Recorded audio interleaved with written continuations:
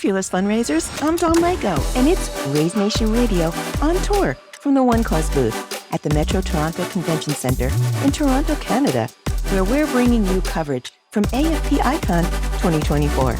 So buckle up for conference highlights, trends in innovation, and the latest fundraising strategies. We have exclusive interviews with your peers, thought leaders, speakers, and so much more. So whether you missed the conference this year or simply didn't have the time to explore all the sessions and exhibitors, this episode of Raise Nation Radio has you covered with all the must-know happenings. So let's get going. Hey, Raise Nation, welcome back. And here we are once again at AFP Icon in Toronto, Canada. And you're not going to believe who's in the hot seat right now. I found him, and we're so glad to talk to him, Mr. Cherian Koshy. Hi, Cherian. How are you? I'm doing well, Dawn. It's so great to see you. Yeah, it's good to see you as well. So how's the basketball game going? I have no idea. I'm here with you. I'm freaking out. So not only did we take him away from the conference, but we took him away from the basketball game. What game are you following? NCAA Women's Championship game happening right now. Go Hawks. Go Hawks. All right. Well, let's talk Go Kindsight. How about we talk about that? The only thing I'd rather talk about. Other than basketball. Okay, tell us all about it. You're here. What are you showing? What do you want nonprofits to know? Well, I think a lot of folks at the conference are familiar with the previous name of the product, which is iWave. So iWave has been around for decades. I used to be an iWave customer at my last nonprofit, and we've seen lots of customers here at the conference. A few months ago, iWave acquired Nonprofit OS, which is a product that I had built, and also acquired UCI Innovation, which is the maker of Ascend CRM. And so those three products came together, and we rebranded into one new company called Kindsight. And so we're excited to be here with familiar products and familiar customers, but with a new name and new logo and all that. So tell us with all these products blending together, what are you offering nonprofits? What do they get from Kindsight? Yeah. So I think the problem that we're facing here in the sector, and that a lot of the sessions are talking about, is around how the job of acquiring and keeping donors continues to get harder and harder. And one of the reasons for that is that data just lives in a lot of different places. Silos. Data silos all over. People needing to get information from one place and get it into another, doing analysis, doing marketing, doing whatever it might be. And all of those pieces just takes a lot of work. And so when you think about where iWave as a product was around donor data, so pulling in from 40 some different databases, getting you some information about who your donors are and what they've been giving towards, that's really valuable information. But then you upload that into a CRM, and then you think about how to use that to segment your outreach. Well, now what we have is a CRM that has that inside of the what you would open every day. You would have the ability to pull up a donor profile, and it's instantaneously refreshed, and it creates some AI generated content as a first draft for you to engage that donor automatically. And I love the company that I work for, but I have to tell you, having used different products as a nonprofit fundraiser, having that all in one place and be just completely seamless is such a game changer for me. And, as I'm thinking about it, I have a donor, I want to send them some planned giving marketing. It's telling me to do that. It is building the draft for me. And then if I send out that email, it's logged in the CRM already. It's all done seamless. And it's the idea of the CRM working with you instead of against you, all in one place. And so we love the idea of the products being combined and the power that has for modern nonprofits to be able to achieve fundraising intelligence. But we're also fully aware that organizations may have different CRMs or different data providers or even other AI tools that they might want to use. And so each of these pieces is modular. And so if you just need one of these pieces or two of them, the APIs that work to combine our tools are also open so that people can integrate with other CRMs, other products, other data providers. And so that we really can be part of the solution together with all of our great partners and all the vendors that are here today and the ones that aren't even here today. Yeah, we have to just get smarter. Mhm. I mean, harder is not going to work anymore. Yeah. We have to get smarter. And I love some of the things that you said. I mean, it is modern, seamless, flexibility. That's really what nonprofits need today. So we definitely have to check out Kindsight and everything that you're bringing together. But now let's take this from a different place. I want to know Cherian's checklist. You're getting ready to go to AFP and you have a hit list of things that you want to check out, things you want to learn, people you want to meet. Spill the tea. What was on that checklist? Because whatever your checklist is running, I want it to be my checklist. Well, so there are a lot of, you can't go wrong at AFP. I think there are lots of conferences out there. I happen to love AFP, not just because I'm on the board, but also because there's just so much great content that if you're looking for something in annual fund giving, you're going to find lots of content or major gifts or planned gifts or AI. The Peeps Nest is talking about AI all week, which is going to be really exciting stuff. I'm really interested around some of the new speakers actually here. I've seen a lot of tried and true content, but some of the new speakers are talking about their own lived and learned experience in their different shops. And I'm excited to hear kind of what's working in those different organizations and really some different takes. So there are people I've never seen before, but I think something like 40% of the speakers here are brand new to AFP. So I'm actually excited to get out of my comfort zone and see someone who I haven't seen before. But I was even this morning advising people, like, if you want to go see Lynn Wester or Bernard Ross, you need to get there quickly. And Those seats are going to fill up. yeah, absolutely. I was in Clay Buck's session this morning, and it was standing room only. He was talking about trends, just a brilliant presentation. And then later today, I'm going to go over and hear about ethics from Audrey Kinsey and Robbie Healy. So again, depending on what you're interested in, there's something here for you. Something for everybody. I just encourage if you haven't been, just try it out 1 year and you'll come away with a lot of good information. I want to get you back to your basketball game, but I do have one more question for you. What do you think nonprofits should be top of mind as they're navigating the conference and even the days after with all of this actionable, information? They've got to roll up their sleeves, get to work. What do you think nonprofits should be prioritizing right now? Yeah, that's a great question. I think, this is my 14th AFP Icon in a row. I've been coming to this conference for a long time. And the advice that I got in my first conference ever was probably the advice I carry through. And it really is just, there's so much information here at the conference, but just out there in the world about what nonprofits could or should do. And I hate being a should head. I need to make sure to enunciate when I say that. And say you should be doing this or you should be doing that. I think in reality, organizations like fundraisers know what they need to do, and they need some more information about how to do that a little bit better, how to think about it a little differently. And so you're sitting in these sessions. My biggest piece of advice is really take good notes and think about how you're going to implement that in the work that you do on a day-to-day basis. So make sure that you're not just consuming the information and then immediately forgetting about it. Really think about, we could use this in this part, or I need to bring this back and talk to my colleague about that. And you're just taking good notes about how you would apply it. And then as soon as you get back to your office, to your organization, one of the things I really recommend is that you sort of produce a lunch and learn or a quick summary of what you learned and share it verbally, actually share it with other teammates so that you can remember that information and start to, apply that inside your shops. That's the first time I've heard that, really, after a conference, because we all take our notes, debrief, that. But I think that's a brilliant idea to actually have a lunch and learn.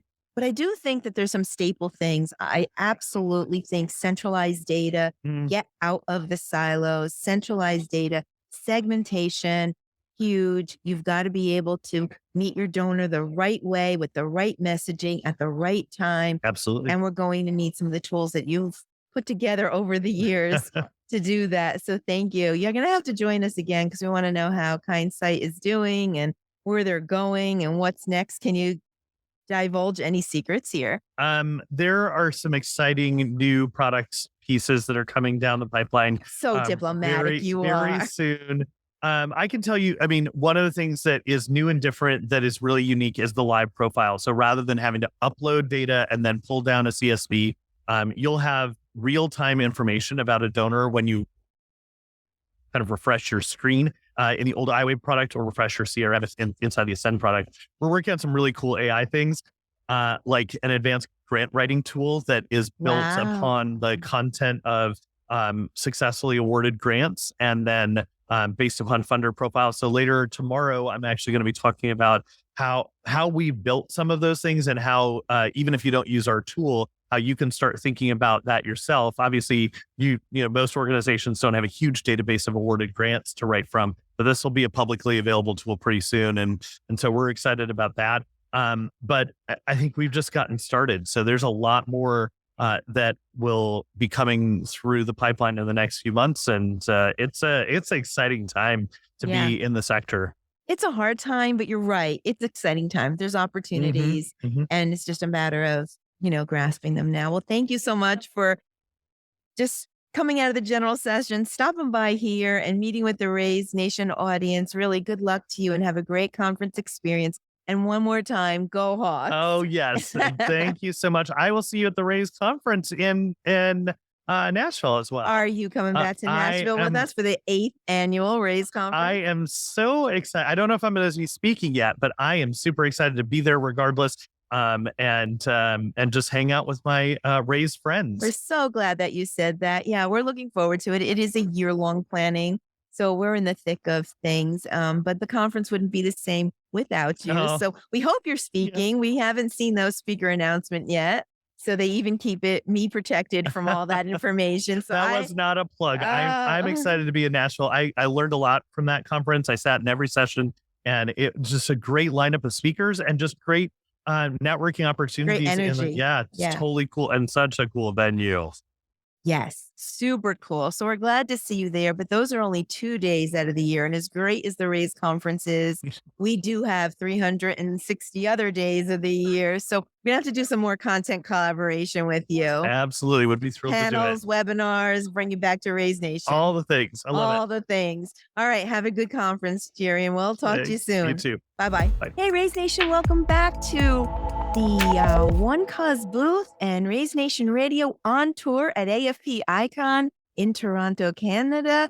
I actually pulled right into our booth. One of the attendees here at today's conference, David Quirk. David, welcome to Raise Nation Radio. Hey, thanks for having me. I appreciate it. Yeah, so why don't you tell our audience who you are, what you do, what organization you represent, all that good stuff. Spill the tea. You bet. So I work for a nonprofit adoption agency in Oklahoma City, Oklahoma. Oh, nice. Yeah, we do infant adoptions across the state of Oklahoma and our region of the country as well.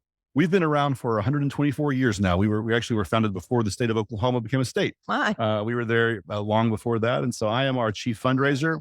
And but I always tell people, before I came to work at Deaconess, my wife and I adopted our daughter through Deaconess 11 years ago. So I'm one of our adoptive dads, and I can speak to our mission directly and the work we do in supporting pregnant women and birth moms and creating families. And it's a lot of fun. Creating families. I love that. So how old is your daughter? She is 11 going on 23. Yeah, I get that. I have a daughter. Totally know what you mean there. Yes. So I heard you had an interesting day yesterday, travel-wise, but preceding your travel, you actually brought up your Run, Walk, Ride fundraiser to AFP. That wasn't good planning, but tell us how that went. Yeah, it was probably not ideal planning on my part to come to a conference the day of an event. I will apologize to my plane seatmate. I'm sure I did not smell fresh coming straight from the walk to the airport. But no, we had our annual fundraising walk yesterday morning in Oklahoma City. It was a great event, good attendees, a lot of fun, and just raising awareness and support for adoption and the work we do. So it was a good day. Great. How'd you do? How'd you do fundraising? We did well. You know, this event honestly is more about, I think, engagement and awareness. And if we can raise a little money on the side, that's even better. So we did raise some money, but more than that, we got people out to spread the word about adoption and the work we do in our community. Congratulations. Thank you. Good for you. All right. So what brought you to AFP Icon? What were you most interested in discovering during your time here? Yeah, this is my first AFP. Okay. Wow. I have not come to AFP before. And so I think I'm really my main thing is being able to connect with others, maybe those who are in a similar fundraising shop like me. I'm a one-person shop, and so I do it all. And so connecting with other organizations who have the same size staff and things they're doing well. I'm loving the exhibit hall today. I'll be honest with you. And so I want to thank you. Exhibitors are happy to hear that. Yeah, so I want to thank you guys and all the sponsors of AFP for making it possible. But the exhibit hall is great, getting a lot of good information on different products that, again, as a one-person shop, the more things I can use to maybe make my job easier and let me do more of the actual fundraising. Or stewarding donors. Exactly. And not maybe just running an event in the background or things like that. So I'm really excited. I had a great talk here with our friends at OneCause about some things that maybe we can do in the future going forward as well too. So, but it's been great so far. Just really enjoying all the sessions have been very informative. And just again, trying to connect with others who maybe are in a similar size shop as me, and then we can share some best practices. Well, AFP's tagline is impactful together. So that's exactly right. We're in this together. We're just trying to build better tomorrows together, whatever that means. Absolutely. Absolutely. So have you learned anything yet? Any big takeaways that we're going to share with the audience in case they missed what you saw? I think one of the sessions that I went to was about how to communicate with your donors pre and post event. And so like people who maybe were a first time guest because they came because somebody invited them, right? Them, yes. Right. And so how do you bring them along from being someone's guest to being an actual supporter of your organization? And so some of the strategies you can pick up and do there. In terms of even pre-event awareness, things at the event, and then also a lot of the post-event things, making sure you're tailoring things to them in a way that you wouldn't do to a regular donor because they're not a donor yet. They just came to a gala because a friend invited them. And so I think there was some good information in that about how to maybe, you should activate them where they didn't just come because a friend bought a ticket, but now they know what you do, they like what you do, and they want to keep supporting what you do. You have them halfway there. You have their contact information. Absolutely. They learned a little bit about your mission. Now it's time to activate them and turn them into a long-time donor. Yeah. So what's top of mind for you when it comes to sustainability and donor-centric, and how are you approaching that? Because that's really seems to be the name of the game. Yeah. I think a few things. Number one, for me as a small organization, how are we bringing new people into our mission? And so how do I grow our database, or not even really that word, but how do I grow our those who work alongside us? And then how do I steward them effectively in multiple ways? Because, a monthly donor, I'm not going to steward them the same way I'm going to steward someone who gets to the end of your annual campaign. And so how do I effectively channel people where they're getting beneficial communication that is tailored to them so they know that they're valued? And that I know about them. Nothing's probably worse than for a monthly donor to get the annual appeal. Yeah. It doesn't look like we know what they're doing. And so how am I effectively managing all these different segments of my database? Segmentation. Right. In ways that are meaningful to them, to show them that we value them and know who they are and know how they're already giving. Yeah. So that deep personalization starts with segmentation and getting it right. So what are you hopeful for? Where take us to the next few years for your organization? What are you trying to accomplish, and how can people get involved? Because this is going to be heard all over the world. So, well, thank you for that. Yeah, I think first of all, in the short run, we have our big gala coming up in the end of August, and we're a small faith-based organization, and we're bringing in Christian singer Stephen Curtis Chapman to be our speaker this year, who's a big adoption advocate, and he and his wife have adopted, and they have a foundation that helps adoptive families with some of the costs. We're excited for that. So I would love to have a successful gala, would be my short-term thing. And then I think just generally getting more people to know what we do, because I was telling people earlier today that, we're kind of a niche organization in a lot of ways, and that people who maybe have adopted through us, or they know families who have, they like what we do.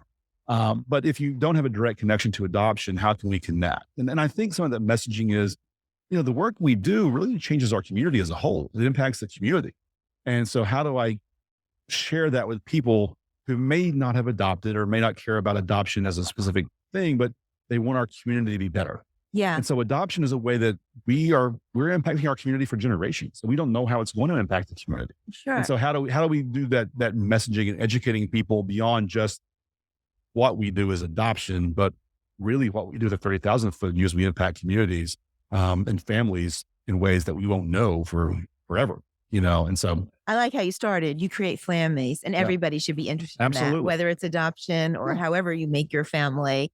So let me express my gratitude for what you do every day. Thank you. I mean, you are impacting communities. It's very meaningful. And what can be a more beautiful mission than creating families? I'm thankful for it every day of my life with our little one. So absolutely. Yeah. So let's do her first name. Let's give a big shout out. Her name is Hannah, and Hannah is actually at the emergency room this afternoon. She fell and is getting her foot looked at. Right. I know I'm half a country away, so it's not where I want to be at that 48 standpoint. Hours. It's been AFP Icon, a daughter in the emergency room, and a run, walk, ride fundraiser. Exactly. But Hannah, I hope the x-ray is negative, and I hope to know here soon that it was just a bruise on the foot and nothing else more serious than that. Hannah, we love you. Please, let's just have a bruise. Don't give Dad anything to worry about. And we're so happy that you're a family. Thank you for what you do every day. Enjoy the conference. Thank you. Appreciate it. Thanks for having me on. Appreciate it, Don. Thank you. Thanks. Right.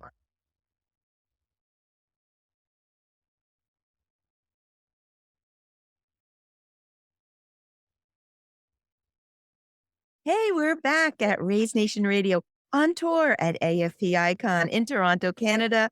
And I got to get Kim Hales in the hot seat here. We're going to talk about all the highlights of AFP. Kim, welcome to Raise Nation Radio. Thank you so much. I'm excited to be here. Yeah. So before you arrived into Toronto, what was on your hit list? What did you want to check out? What were the things that you were looking at? I think that this conference in particular is so exciting because there's so much that it offers. We've been hearing a lot of that. What is it? 9 concurrent sessions at a time. So there's a lot to see. But for me, as the director of client services for a consulting firm, the two main things were to really connect with our vendors and to be able to see some of their new innovations and updates and be able to bring that back to our clients. And then also to really to see what's happening on the front lines, where organizations' pain points are, what areas that we could help with, and really just to meet a whole lot of new people who are working in this sector and have been, and being able to see what's happening. Yeah, it's all about us coming together and helping each other. So tell us a little bit about what you do and all that good stuff so our audience knows who you are a little bit better. I'm the director of client services for Soukup Strategic Solutions, and we are a full service fundraising consulting firm based out of Naples, Florida, but working across the country. And we really do everything from helping brand new founder-led organizations start up, filing their paperwork, putting their bylaws into place, getting their boards. There you go. There's a service. Right. Through, doing strategic planning. We have a really robust grant services program. One of my colleagues who's here and speaking a lot on AI and doing a lot of AI consulting right now and helping organizations learn how to use that tool to help raise more money, but also be more efficient. We hear constantly that the number one challenge for organizations is their human resources and having the time to be able to do everything. And so really trying to teach them how to use those tools to be able to be more efficient. AI and fundraising, I feel like we just heard a glimmer of that, like maybe a year or two ago, and now it's all you hear. Yes. Well, again, I think it just is. I think that's going to be across the board in almost every sector. But I think when you look at a sector that is under-resourced as nonprofits, it really is going to be able to give people the tools to do more with less. Effective and efficient fundraising. That's where we have to get to. So we're going to need tools to do that. So that's what this conference is all about, to find out a little bit more about that. So any standout moments for you yet, or any surprises or highlights? So you mentioned 7, 9 concurrent sessions. Yes. Attendees can't see everything. So that's why we have this podcast, to bring them some standout items. What surprised you? Right. So it's so interesting. I just came from a session this morning on logic models, which I think people hear that and they're like, I don't even want to listen to that, let alone do one. But it was well attended. But it was well attended. There were 150 people in the room. And people came up to the speaker afterwards and were like, you broke this down so well. and made it seem attainable for us, even as a small organization, to do. And so I think that was really great to hear, because I think, again, there are certain topics that you think they're important, but not exciting, right? The AI sessions, yes, they're standing room only. People are super interested in it, and they should be. Right. But there are other things that are fundamentals that need to get done. And I think sometimes we shy away from wanting to do them because they're either, difficult or just not as exciting. And they don't make quite the same impact right away. Mhm. But over the long term, something like that is invaluable. Yeah. Wow. What was the name of that session? Oh my gosh. I think leveraging logic models to enhance your grant writing and reporting prowess. Wow. That makes me want to just sleep in. Right. It was led by Annalise Smith, who is wow. director of philanthropy at Avow Services in Naples. So it was a great session. Well, we do a lot of content at OneCause, but I really admire when the content is broken down so that it's easily digestible and then it's actionable. So, you can roll up your sleeves and get to work. Yes, I Sounds think like that's what this was. everyone came away from that. She brought someone up and they actually built one in front of everybody. So I think everyone came away with oh, this is how I do it. And this is how I can get it done and how I bring it back to my organization, Yeah. which is, I think, what, people are here to be able to take that back. Not everybody can make it to a giant conference like this. You can't bring a whole team from an organization. And so the ability to bring back really tangible, actionable things is important. So you serve everybody from mature nonprofits to the grassroots. Yes. What are the messages for those two different groups? Let's break it down. So if you're small, just getting started, trying to get that 501c application in, what does that group need to be thinking about and prioritizing right now?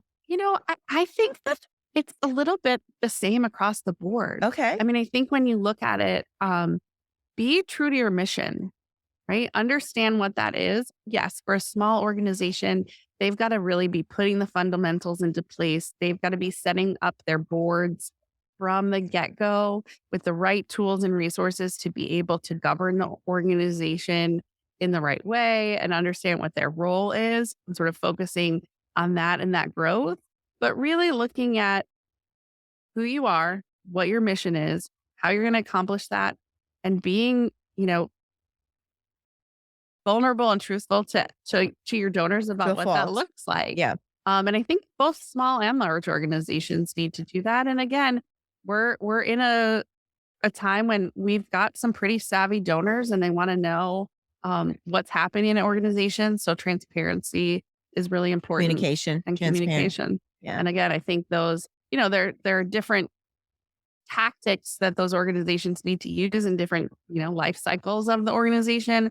But overall, that overarching strategy is probably the same. So let's move to the mature nonprofit, somebody that's been up and running for a while, maybe struggling a little bit because there's been so much change with community-centric, donor-centric, sustainability, the way we go about our fundraising and capturing generosity today that might be going elsewhere. So do you have some messaging for those groups that are maybe specific to them?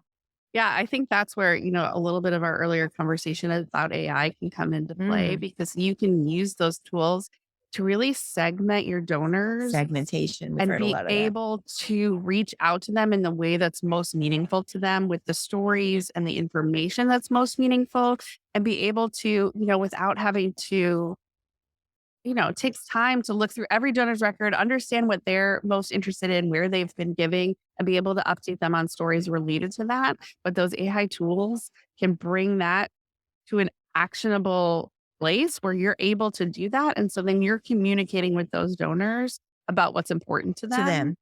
And I think that is a game changer for most organizations that are struggling, because I think, you said earlier, that communication piece is the most important. They want to understand what's happening in the organization, and they want to know that communication is, not solely targeted at them, but they're getting what's important to them. Because they're feeling that outside the nonprofit space and other brands that they're working with. And we've heard that over and over. It's a recurring theme for sure here in our space that we need to model what donors are experiencing outside the sector to feel the same Yeah, inside the people are sector. getting personalized communications for almost everything. I mean, look at, uh, I'll be talking about something and, 7 seconds later, I have an ad for it on my For sure. phone. And so we're getting used to those really targeted, for better or worse, all of that Yes. really targeted ads. And I think people are going to come to expect that things are made for them in a way. And I think that donor experience will probably be the same. So the overall quality sounds like you're saying the same thing. So if you're a mature nonprofit, they might have to restructure and get Mhm. it all right from board to volunteers. Yeah. Sounds like the grassroots is just starting, do the same thing. Right. And in some ways, the more mature organization is going to have a harder time, right? Yep. They have all of these things that are in place and they've been doing it a certain way for a really long time. And I think we're going to see that the organizations that can change and adapt and be innovative are going to be more successful because of Be that. flexible. Mhm. Yeah. So what are you most excited about in the future of fundraising? Oh my gosh. That's a big question. I am a little bit of a data and technology nerd. I mean, not so much that I could actually, write some sort of new software, but the things that are available now and the tools that are available I've now been hearing are that just too. really exciting because again, you can Drive your decisions. you can do more, you can understand all of the generative AI work. So to keep talking about it, but you're able to see things that would have taken a research assistant to Right, do of course. 10 years ago. And so I think that's really exciting to me is all the opportunity that's out there because of some of those tools. Yeah, I think there's great opportunity. So what do you think? I think I know what you're going to say, but what do you think should be top of mind for nonprofits right now or leaving AFP when they get back to their office? What should they prioritize? I think they need to prioritize integrating those tools with their personal brands and their personal communications, right? All of these tools are not taking away the need to have face-to-face one-on-one conversations with donors and to yes, you can personalize an email through AI, but you still have to have your communication tools and be out there talking to people and getting feedback from the community and the people that you serve. And so I think it's about integrating those two things and having some equal balance with that. Yeah, it's not one. Yeah, you can't just say, "Oh, great, this is a great technology Abandon tool everything we're going to else." use, Yeah. and it's going to do everything for us." I mean, you've still got all of those fundraising fundamentals and how you build relationships is all still necessary. This is just making it easier to do Efficient, effective. Yeah, good advice.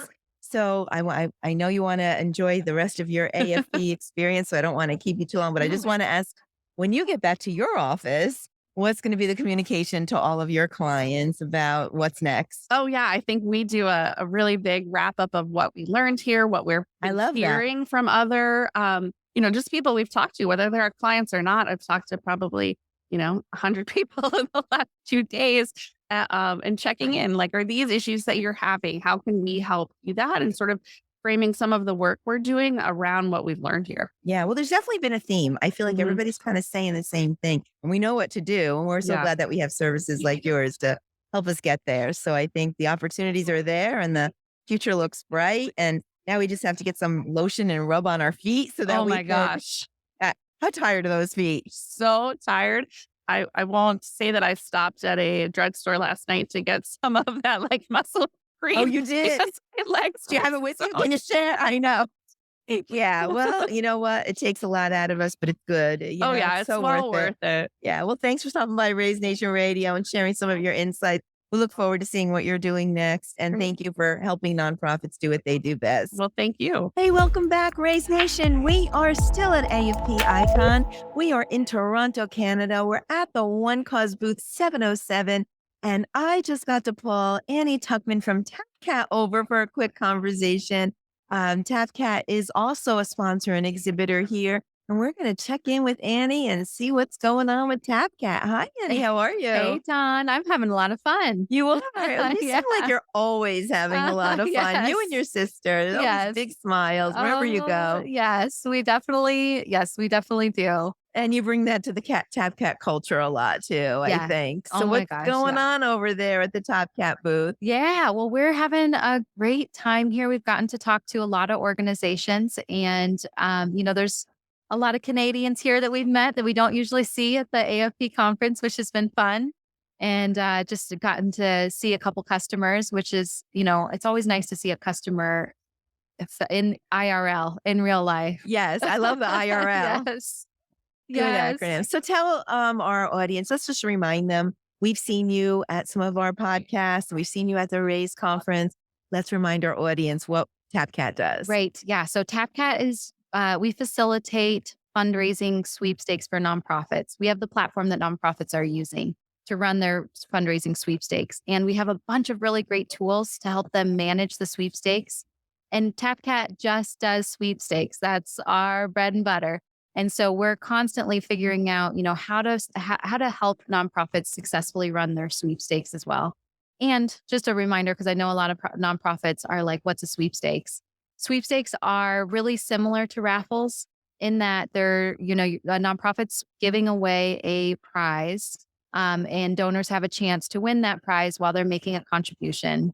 The only difference is with a sweepstakes, there is a no purchase necessary to enter. And so sweepstakes, you can run across state lines. You can run them for as long as you want, for as short as you want. The funds that are coming in are readily available for your use. So they are different than raffles. And the big piece, they're not gambling. Yes.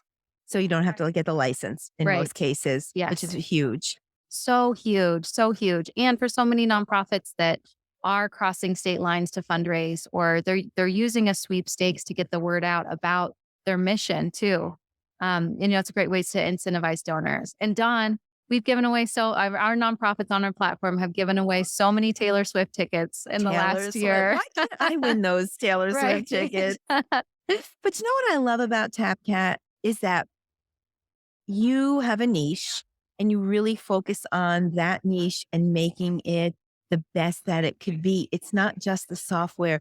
There's a lot of consultation that you offer your nonprofit clients about best practices and how long you should run them. And can you talk a little bit about that? Because it really is beyond the software. Yeah, definitely. I mean, our mission is to help nonprofits be successful with these sweepstakes. And we really, we've been around for 8 years. We've run hundreds and hundreds of these campaigns.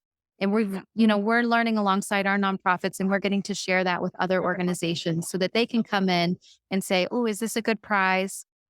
Should I run this sweepstakes? How long should I run it? Our team is there to help a nonprofit figure all that out. But also, we work with some prize providers too, some like Winspire, Philanthropia, Charity Ace, who can come in and easily help a nonprofit just get a prize, a travel prize on consignment, plug it into their sweepstakes and get things running right away. So what was it? So Taylor Swift was the number one. Taylor Swift it wasn't the number one fundraiser. Cars always bring in the most amount of money. Cars. Okay. So But trips, cars, Taylor Swift. Yes. What else? Those unique experiences do really well. We have some nonprofits that come to us that are doing like things that are very niche to their market, like dirt bikes or ATVs. Schools you give away parking spots or, things that are really, that are like in conjunction with their school. And yeah, lots of really fun things. Anything that's highly desirable to a donor base does well in a sweepstakes. Mm-hmm. So, it doesn't have to be a crazy expensive Taylor Swift ticket, floor tickets with a meet and greet. Mm-hmm. It can be the parking spot, and that can do really well for a nonprofit as well. Okay. Do you have a success story for me? Is there anybody that comes to mind that you don't have to mention the organization name, but just give us an example of one of your customers that just knocked it out of the park? Yes. Yeah. We have a Rotary Club right now that just... A Rotary Club. Now, they Yes. tend to be smaller, They right? tend to be, Okay. a lot smaller. They just are giving away a vintage car And it raised like $170,000. Wow. Yes. Very nice. It was very cool to see. And, Rotary clubs are doing such good works in the community. Of course. So it's great to see them have so much success with a sweepstakes. So a sweepstake is not necessarily for the large national nonprofit. It can be for anyone. It can be for anyone. I mean, we've got some very mega large, the names everybody knows that are running sweepstakes. And then we've got organizations that are all volunteers that are running. So it really crosses a lot of different sizes of nonprofits. Great. So where else are you going to be? So you're at AFP Icon. We're going to see you at the Raise We're conference. going to be at Raise. You're going to be up front dancing and like you were last year, I hope. We had so much fun dancing last year. You did. I can see by the pictures. Yes. We've used some of those pictures on our website because every one of you and your sisters it smiles. Yes. And you guys have lots of fun with what you do. Yes. So my sister's not here. Obviously, she's eight Can months. We talk about that? We can talk about it. She's 8 months pregnant. So cat's out of the bag. But she'll be at Raise this year. So she'll be. Oh my gosh! Yes, with the baby in tow. She'll get some little cowboy boots on the baby, and you know what? We're family friendly. Yes. Bring the baby. I can babysit, not a problem. Oh, great. Oh, we miss seeing her, but we give her a big shout out. We hope she's feeling good. Yeah. How are you feeling about being an aunt? I'm very excited about it. Yeah. Is this the first?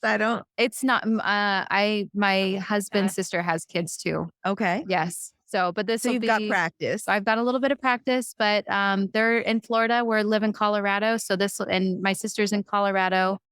So I'm going to have a nearby niece. A nearby niece. Yeah. Perfect. Oh, well. Yeah.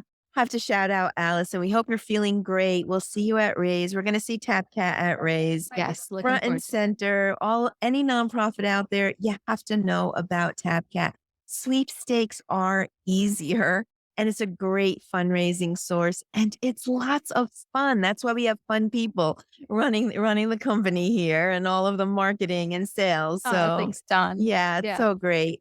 We love having you. Well, I wish you a very good conference. Thank you. Keep us posted on Allison and tell her that we've got cowboy boots waiting for that little one. Oh, great. I totally will. And we hope to see everybody at Raise. Don't forget your cowboy boots and your cowboy hat. Oh, yes. And then we can visit TapKat over at Raise. Well, such a pleasure talking to you. Oh, you too. Fearless Fundraisers, that's about all we have time for today. Thank you for listening. We hope you enjoyed this very special episode of Raise Nation Radio, bringing you coverage from the AFP Icon Conference in Toronto, Canada. Please tune in for a new episode release every Thursday at 12:30 p.m. That's Thursdays, 12:30 p.m. Eastern Time. But in the meantime, listen to all the episodes on Raise Nation Radio and follow your favorite channel because we broadcast everywhere. And this way you can get notifications about all our new guests. I'd like to thank our sponsor, OneCause, an AFP Icon sponsor and exhibitor, for making this episode possible. OneCause is driving the future of fundraising with easy-to-use digital software solutions that help nonprofits connect with donors. Check it out at OneCause.com and visit the resource tab on the homepage for a broad catalog of free content that hopefully you'll find very helpful. I'd like to thank all of my guests that took the time from their very busy AFP Icon conference schedule to join us at the OneCause booth to talk about these hot-button topics, fundraising trends, innovation, and so much more. I truly enjoyed the conversations. We hope you did too. But I'd like to leave you with one last dose of inspiration. It's one of my favorite quotes from Erin Hansen, and it goes like this. You can ask yourself, what if I fall? Oh, but darling, what if you fly? So fly high, fearless fundraisers. Thank you again so much. That is a wrap. Until next time, I'm Dawn Lego. This is Raise Nation Radio. You stay fearless out there.